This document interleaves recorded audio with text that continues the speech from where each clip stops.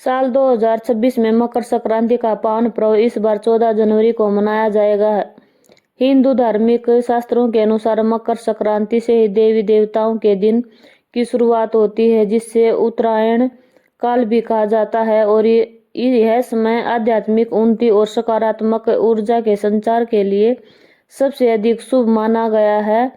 इस दिन सूर्य देवता की उपासना और पवित्र नदियों में स्नान करने के बाद दान आदि करने से जीवन के कष्ट दूर होते हैं, सुख सौभाग्य की प्राप्ति होती है।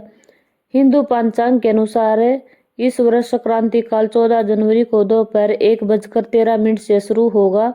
विशेष महापुण्य काल दोपहर 3:14 से लेकर शाम 5:45 तक रहेगा। स्नान और दान करने के लिए सबसे उत्तम समय सुबह 9:05 से शाम 5:44 तक रहेगा। मान्यता है कि मकर संक्रांति के अवसर पर किया गया दान और कोई भी पुण्य कर्म में करोड़ों गुना फल प्रदान करता है। इसलिए भक्तों को आज से इस शुभ अवसर का अपने जीवन में सदुपयोग अवश्य करना चाहिए। दान की महिमा बताते हुए हमारे शास्त्रों में वर्णन किया गया है कि इस दिन तांबे के लोटे में जल लेकर उसमें तिल और मिठाई, गुड़ या शक्कर मिलाकर सूर्य देवता को अर्घ्य अवश्य दें।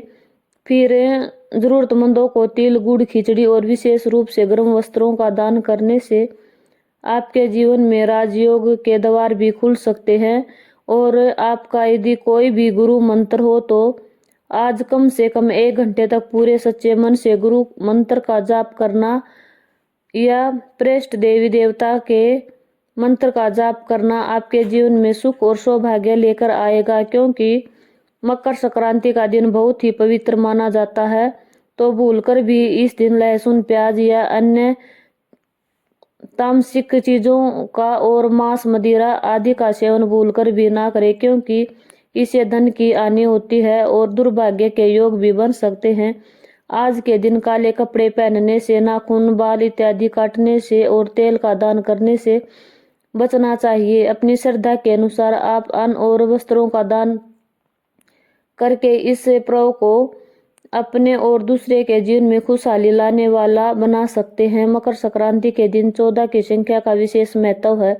इस दिन 14 की संख्या में अपना दान दे सकते हैं। 14 सामग्री जैसे कि आप अलग अलग 14 वस्तुओं का दान, 14 फलों का दान, 14 तरह की अन्न दालों का दान कर सकते हैं, 14 वस्त्रों का दान कर सकते हैं।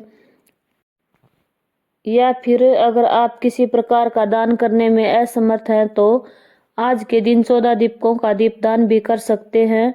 और साल 2026 में इस बार 148 वर्षों के बाद एक बहुत ही दुर्लभ संयोग भी बन रहा है।